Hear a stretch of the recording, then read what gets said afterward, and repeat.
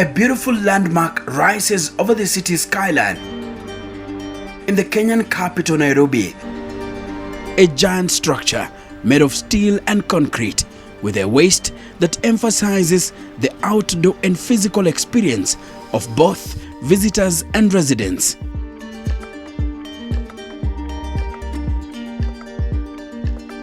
The GTC office skyscraper, which rises 184 meters into the sky, is the newest icon in Nairobi, East Africa's economic hub.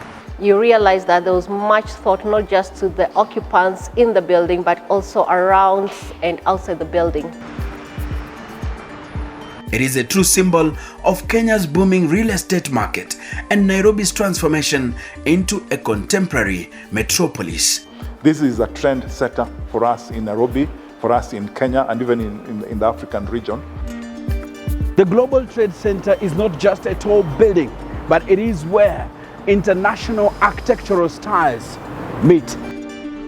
Today, we are traveling up the sky to reveal incredible stories behind these structures and techniques that allowed them to venture into the sky.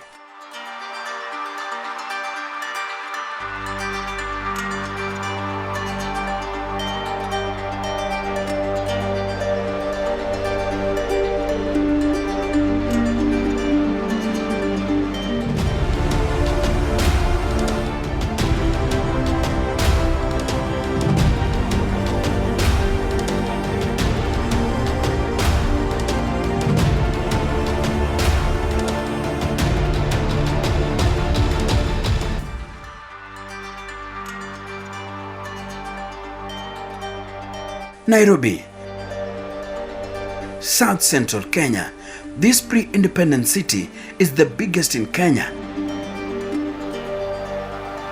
And being the country's capital city, it is booming.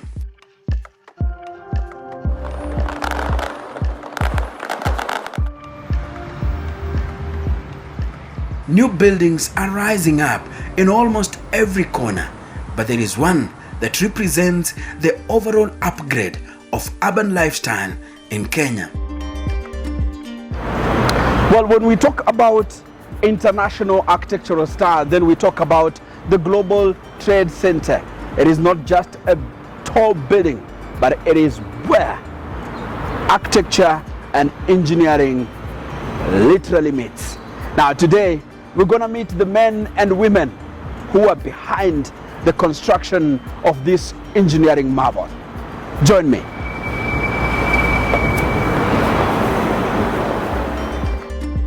With 42 floors, the GTC has become a model for Nairobi's ambition with its 4 benchmark of invaluable floors of global elites, intelligence, and capital. Today, some of the building's architects have come in to have a feel of the end product. I think it's something which will leave a mark in my career and my life. Most definitely. Most definitely. When we started this project, there was absolutely, nothing. It was an old sort of residential hotel, a little club, there was lots of trees, and of course there was no value, to the city or to the owner. And now we've transformed it to a project that has so much value compared to what it was. There's virtually no architect who wouldn't be proud to be involved in such a prestigious project. It is actually virtually the biggest architectural project or building project in Nairobi, which means in the country. Designing the Global Trade Center took a multinational approach with architectural companies Hausen from China, GMP International Architects of Germany, and Triad Architects from Kenya working together to come up with a building that suits global demand. The GTC is our first project in Kenya and Nairobi. We have had other projects in many different parts of the world, South Africa to North Africa, but not in Central Africa and Kenya. And so an in-depth study on the local conditions, like the kind of climate Nairobi has, had to be done before settling on the design the building had to take. And Nairobi has a wonderful climate that is very mild and to the standards that we encounter in Northern Europe or also in South China, it's perfect living condition. So this was one of the findings which then also led to the decision that the GTC does not need too much mechanical operational supplies, but can be a fairly simple technology building and will still be very good. It simply means architects and engineers had fewer climatical challenges to deal with when designing and constructing one of Kenya's tallest buildings. This mild climate also helps structures to remain in very good condition and shape, as wind and weather doesn't tear so much on the construction. The builders adopted a modern avant-garde architectural style as its general design concept, with a linear glossy facade that emphasizes its impressive height and simplistic lines. The beauty about the structural design of the tower itself is that it is tube structure, meaning that the weight is spread to the walls, so it is being reinforced. So we don't need the pillars in the middle. In this particular case, the client is one of the users of the building. So the quality was a primary factor in the design and delivery of the project. Well, I'm standing on the 17th floor of the Global Trade Center in Nairobi, and clearly I'm able to see the entire capital city of Nairobi. When we are talking about skyscrapers, they are just here. Nairobi's tall buildings, I can see all of them. And also the newly built Nairobi Expressway here. I can see it like it's just where I'm standing, and I can count cars actually. I can count the number of cars passing on the Nairobi Expressway. From the 17th floor of the Global Trade Center, remember it has over 40 floors. Nearly every corner of the Kenyan capital city is being transformed by new structures. However, one exemplifies the overall improvement of urban lifestyle in Kenya. The GTC office tower is the tallest building in Kenya in terms of occupiable space, with the 184-meter building having office spaces to the very top.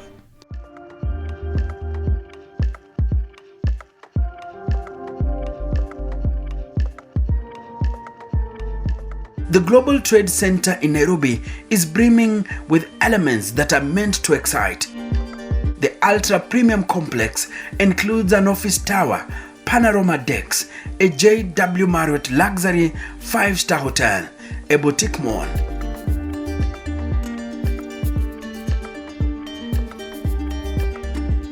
lavish cosmopolitan residential buildings, and a rooftop with a helipad for the world's elite.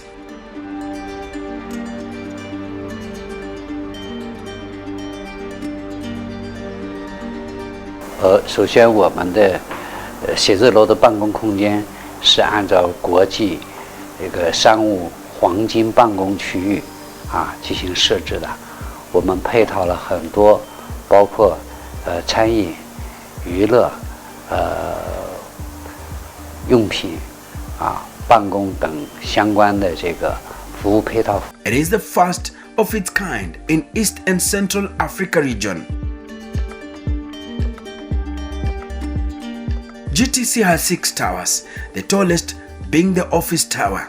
This is a model for the GTC project. GTC stands for the Global Trade Center. It sits on 7.5 acres, that's 7.5 acres. We have 6 towers. This is the office tower, which is 42 floors high with a helipad on the roof there. We have a sky lounge on the 36th floor. That will be for the global elites to network. We have 3 A+ office quality spaces. Ground floor has 11 meters lobby. First and second floor is part of the GTC Boutique Mall, which is over here. We have over 11,000 square meters of retail space, currently leasing. Connecting you from, between the office tower and the JW Marriott, we have the 800 square meter pillarless ballroom. And on top of that, we have the swimming pool and the deck areas for sunbasking. That also belongs to the JW Marriott. And this whole tower here, 35 floors, is the JW Marriott 5-star luxury hotel. We have this area corridor connecting you to the GTC Boutique Mall as well. And now, on this other side of Chiromo Lane, we have the 4 residential towers. Making a tall tower stand up is a huge engineering challenge.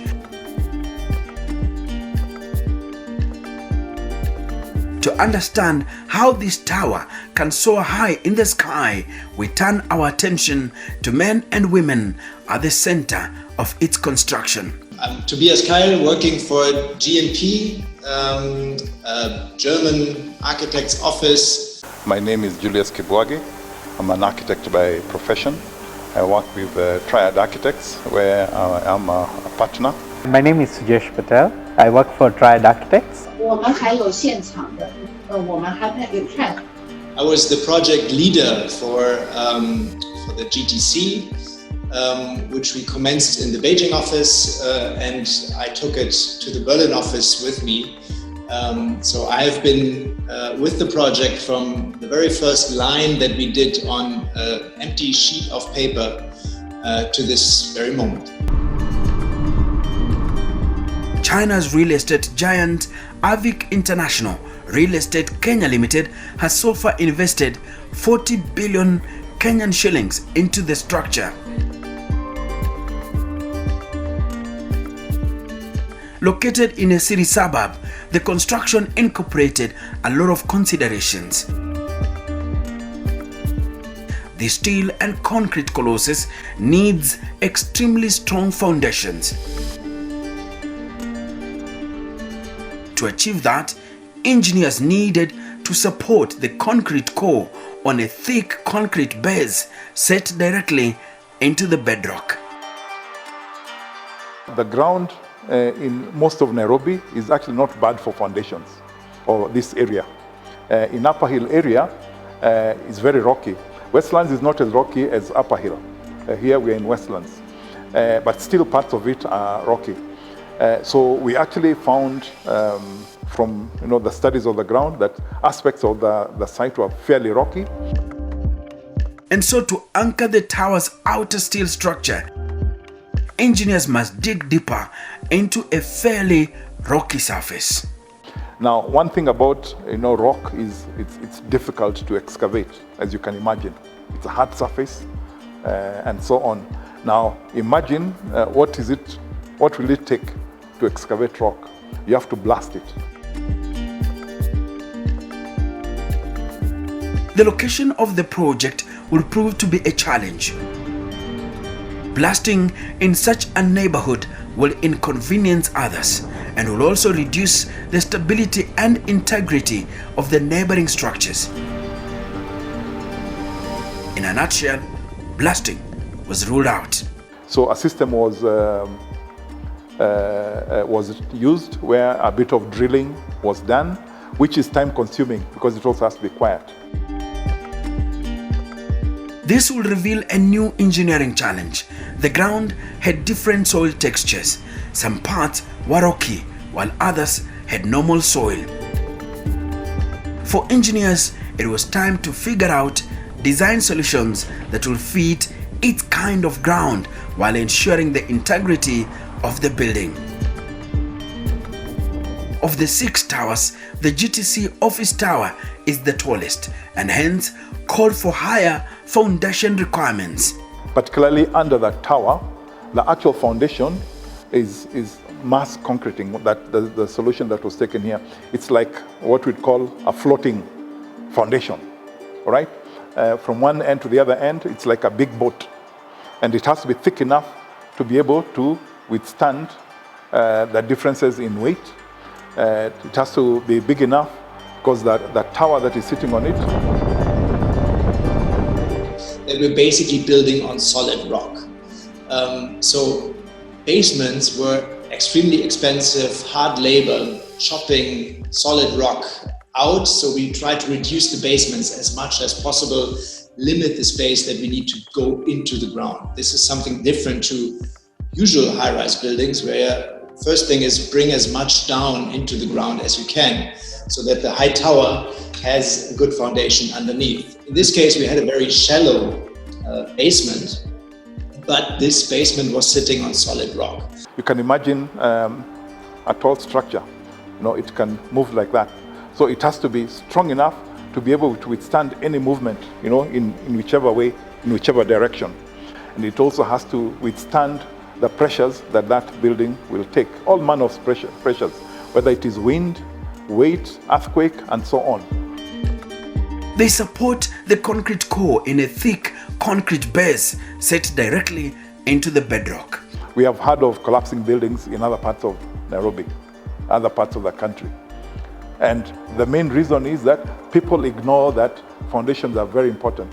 Even if it is just red soil and it looks like good red soil, and part of this site, had fairly good soil. But you have to remember the weight that the building is carrying. If you don't do it well, the foundation begins to settle, and you have a crack of your building because the rain has come, it has softened the ground, your building collapses. Once embedded in the bedrock, engineers start to build up. It was time for the heavy steel columns. Steel was chosen as the perfect material for the tall tower. But the columns themselves, this is the skeleton of the building. The columns themselves are primarily steel. Steel, we know, is a very strong material, a lot stronger than concrete. And the fact that we need a very strong structure from the lower levels, steel was the primary structure. Now, what happens in a steel structure, because of safety or fire and what have you, steel is not a very good material in terms of resisting fire. So it is actually surrounded by concrete to make it, fire resistant. The tower was first built out as a steel skeleton before windows and other exteriors were added. Beams and vertical columns connecting each floor were riveted and bolted together. On top, engineers go for reinforced concrete as the core material. We know that concrete requires steel reinforcement to make it strong. All concrete columns actually in reality have steel inside. Once the steel skeleton and core is built, the rest is essentially just decoration.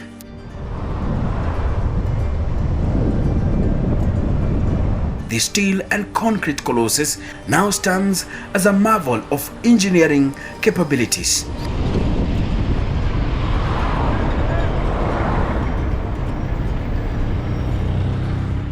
For the internal spaces, best natural lighting and framing, the skyscraper uses low-E coated glass technology. The majority of indoor infrared radiation is also blocked by this technology, which also helps to maintain a stable temperature within the building and save energy for the air conditioning system. More or less every element that you see on this building serves a purpose. Take the office tower with the slim, slender structures reducing to the top. It's a simple image that can be almost retraced with a few lines on paper. But for example, the vertical fins in the facade, they serve the purpose of sun shading. So we reduce the heat impact into the building. This is what we call a curtain walling system, where it is basically one large window from the top of the building to the bottom. So it can be called, one structure that is 40 stories up. So the way it is done in sections that are mounted and joined together, and it forms a skin wall around the outside of the building. Now from top to bottom, and that is what we call a curtain walling system.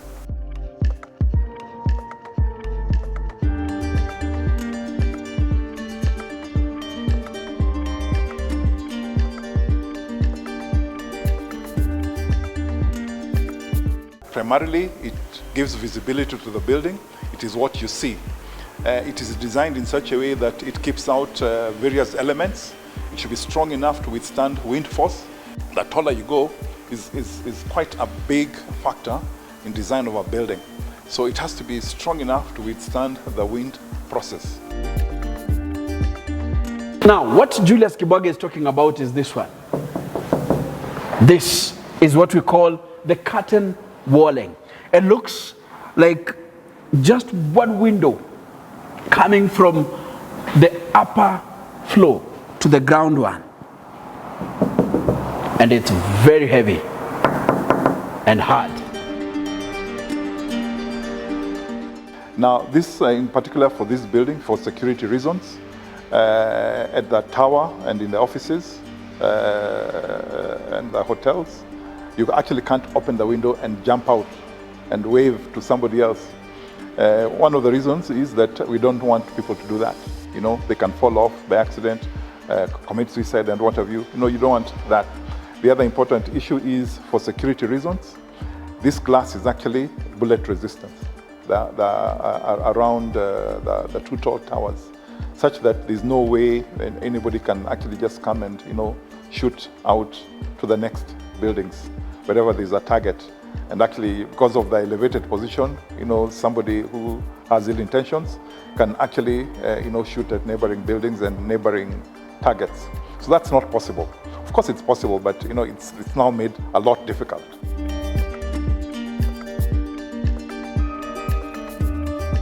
This project is a one-off, a unique project, because you don't get such large projects in Africa as a whole, and Kenya in particular, where you do a 40-story structure and a couple of 30-story towers within one development. It is designed to redefine the lifestyle of the global elites and is built to satisfaction in terms of fashion, passion, and dreams. From the day the award was given to the concept prepared by GMP to the day we delivered the project, it has remained the same. The ideas, the design, what was presented to the client is exactly what we delivered. GTC is a good example of how space in a crowded city like Nairobi can be used to solve quite a number of issues.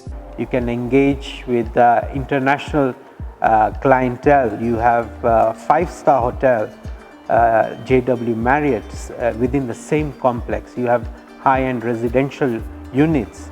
So you can stay, live, play and work within one development, and which has a high-end quality to it.